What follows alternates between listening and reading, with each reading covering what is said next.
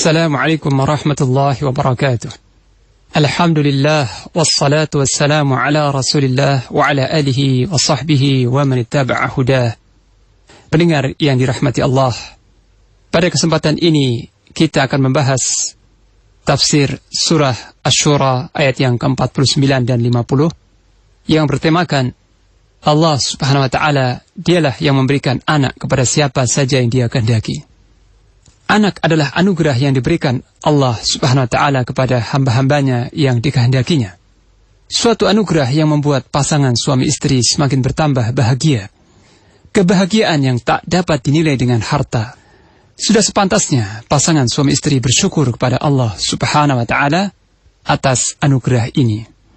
Allah taala berfirman dalam surah Asy-Syura ayat yang ke-49 dan 50, "Lillahi mulkus samawati wal ard, yakhluqu ma yasha', yahabu liman yasha'u inathan wa yahabu liman yasha'u adh-dhukur, aw yuzawwijuhum dhukranan wa inatha, wa yaj'alu man yasha'u aqima, innahu alimun qadir." Kepunyaan Allah lah kerajaan langit dan bumi. Dia menciptakan apa yang Dia kehendaki. Dia memberikan anak-anak perempuan kepada siapa yang Dia kehendaki, dan memberikan anak-anak lelaki kepada siapa yang Dia kehendaki. Atau Dia menganugerahkan kedua jenis laki-laki dan perempuan kepada siapa yang dikehendakinya. Dan Dia menjadikan mandul siapa yang Dia kehendaki. Sesungguhnya Dia Maha mengetahui lagi Maha berkuasa.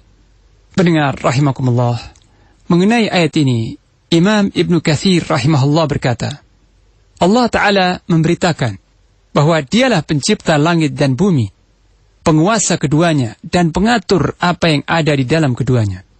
Sesungguhnya segala sesuatu yang dikehendakinya niscaya terjadi, dan apa yang tidak dikehendakinya niscaya tidak terjadi. Sesungguhnya Dia memberikan kepada siapa saja yang dikehendaki, dan mencegah kepada siapa saja yang Dia kehendaki. Tidak ada yang mampu mencegah segala sesuatu yang Dia berikan, dan tidak ada yang mampu memberi terhadap segala sesuatu yang Dia cegah. Sesungguhnya Dia menciptakan apa saja yang Dia kehendaki. Firman Allah Ta'ala, Dia memberikan anak-anak perempuan kepada siapa saja yang Dia kehendaki. Maksudnya, Dia menganugerahkan anak-anak perempuan saja. Imam Al-Baghawi berkata, seperti yang dialami oleh Nabi Lut alaihissalam, yakni Allah menganugerahkan kepada Lut alaihissalam anak-anak perempuan saja. Adapun firman Allah Ta'ala yang maknanya, dan Dia memberikan anak laki-laki kepada siapa saja yang Dia kehendaki, maksudnya Dia menganugerahkan anak-anak laki-laki saja. Al-Baghawi berkata, seperti yang dialami oleh Nabiullah Ibrahim alaihissalam, Khalilullah, kekasih Allah. Dia tidak memiliki anak perempuan. Kemudian firmannya, atau Dia memberikan kepada mereka kedua jenis laki-laki dan perempuan tersebut. Yakni, Allah menganugerahkan kepada siapa saja dari sebagian manusia kedua jenis tersebut, yaitu anak laki-laki dan perempuan. Al-Baghawi berkata, seperti yang dialami oleh Nabi Muhammad sallallahu alaihi wasallam. Kemudian firmannya, dan Dia menjadikan mandul kepada siapa saja yang Dia kehendaki, yakni tidak mempunyai keturunan.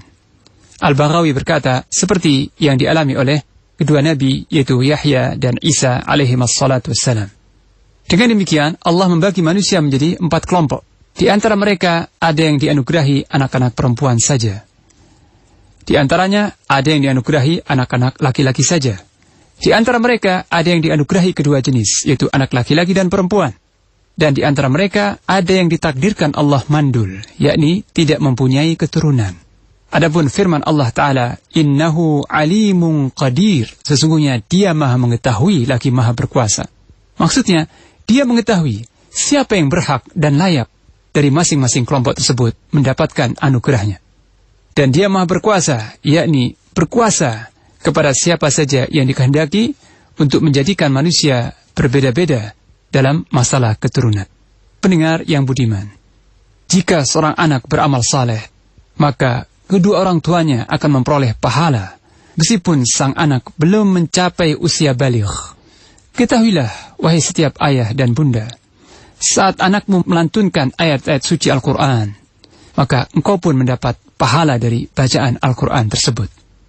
saat anakmu menunaikan ibadah puasa di bulan Ramadan, niscaya engkau pun mendapat pahala puasa Ramadan.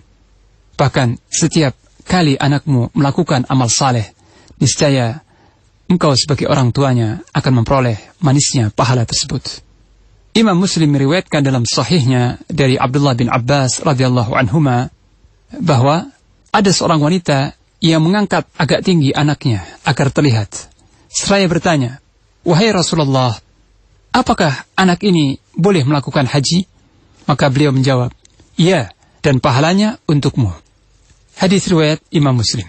Ketahuilah, pada saat seseorang meninggal, maka harta yang melimpah telah menjadi milik ahli warisnya. Istri yang cantik atau suami yang tampan telah ditinggalkannya. Jabatan yang tinggi telah ditinggalkan. Semua perhiasan dunia yang menjadi miliknya tidak lagi menemaninya di alam kubur yang gelap gulita.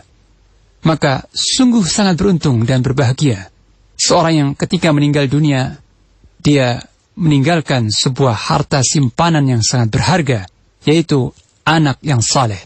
Orang itu akan berada di alam kuburnya, sementara anak itu beramal saleh, sehingga ia pun mendapatkan pahala dari anak tersebut. Imam Muslim meriwayatkan bahwa Rasulullah sallallahu alaihi wasallam bersabda, "Idza matal insanu inqata'a anhu 'amaluhu illa min thalathah, illa min sadaqatin jariyah aw 'ilmin yuntafa'u bih aw waladin salihin yad'u lahu." Jika seorang manusia meninggal, maka terputuslah amal kebaikannya, kecuali 3 perkara, yaitu sedekah jariyah, ilmu yang bermanfaat, dan anak saleh yang mendoakannya.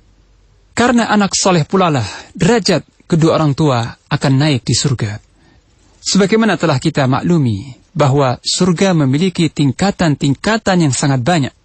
Seorang hamba memasuki surga dan menempati tingkatan di surga berdasarkan keimanan dan amal saleh yang diperbuatnya ketika di dunia. Barang siapa memiliki keimanan yang kuat dan amal saleh yang banyak, niscaya ia akan memasuki tingkatan yang tinggi di surga. Nah, ketika seorang hamba memasuki surga di tingkatan tertentu, sedangkan ia memiliki anak saleh yang senantiasa mendoakannya, memohonkan ampunan untuknya, maka tingkatannya di surga naik ke tingkatan yang lebih tinggi. Rasulullah sallallahu alaihi wasallam pernah bersabda, derajat seseorang yang meninggal dunia ditinggikan dan diangkat. Lalu dia berkata, "Wahai Rabbku, dari manakah ini? Yani, dari manakah aku mendapatkan tingkatan yang tinggi di surga ini?" Maka Allah Ta'ala menjawab, "Bistighfari waladika lak." Karena istighfarnya anakmu untukmu. Yani, karena anakmu senantiasa beristighfar, memohonkan ampunan kepada Allah untukmu. Hadis riwayat Al-Bukhari. Pendengar yang budiman, beberapa keutamaan anak soleh tersebut seharusnya menjadi motivasi besar bagi keluarga-keluarga muslim untuk mendidik, mengarahkan, dan mencetak putra-putrinya menjadi putra-putri dan generasi yang saleh lagi mendambakan surga.